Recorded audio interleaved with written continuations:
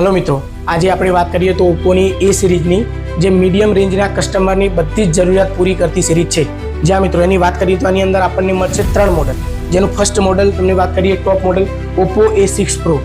आपने मळी जशे 7000 mAh नी बेटरी विथ 80 वॉटનું सुपरबुक चार्जर। અને આ મિત્રો આ ફોન છે IP66, 68 ને 69 રેટિંગ એટલે વોટરપ્રૂફ।